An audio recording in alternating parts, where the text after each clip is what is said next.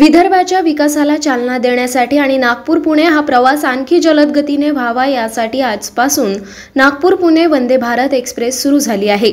तर या वंदे भारत एक्सप्रेसचा थांबा अमरावतीच्या बडनेरा रेल्वे स्टेशनवर आहे।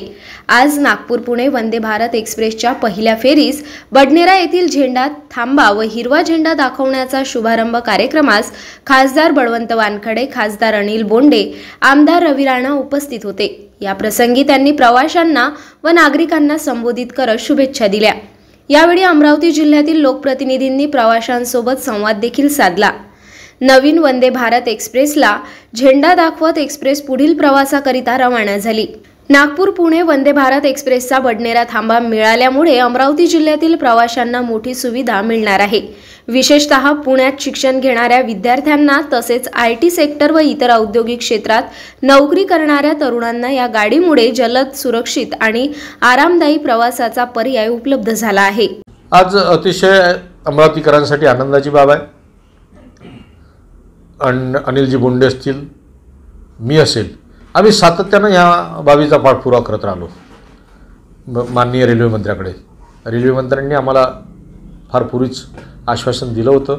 मग आम्ही वारंवार त्यांच्याकडे गेलो, त्यांची भेटी झाल्या आणि आज वंदे भारत जे नागपूर पुणे चालणार आहे त्याचा स्टॉप हा बडनेराला दिला।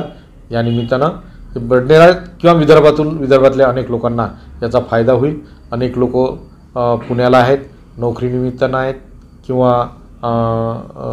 राहण्याच्या दृष्टीनं लोक गेलेले आहेत, त्या लोकांना निश्चित या वंदे भारतचा फायदा होईल।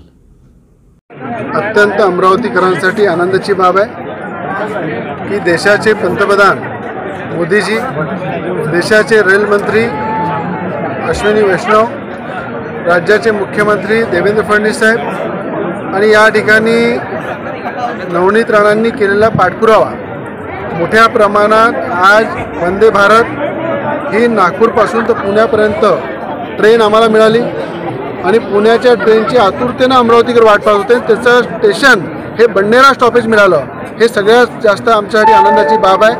मी सुद्धा त्यासाठी पाठपुरावा केला, डॉक्टर अनिल बोंडे साहेबांनी सुद्धा पाठपुरावा केला आणि सगळ्यांच्या पाठपुराव्यामुळं वंदे भारत ही पुण्याला जाणारी ट्रेन अमरावतीकरांना मिळाली, हे सौभाग्य आहे। याचा आज या ठिकाणी झेंडी दाखवून त्याचं उद्घाटन केलेलं आहे। ही ट्रेन इथे स्टॉपेज करून सुरू केलेली आहे, त्याबद्दल अमरावतीकरांचं मनापासून मी अभिनंदन करेन। देशाच्या पंतप्रधानांचं सुद्धा अभिनंदन करेन।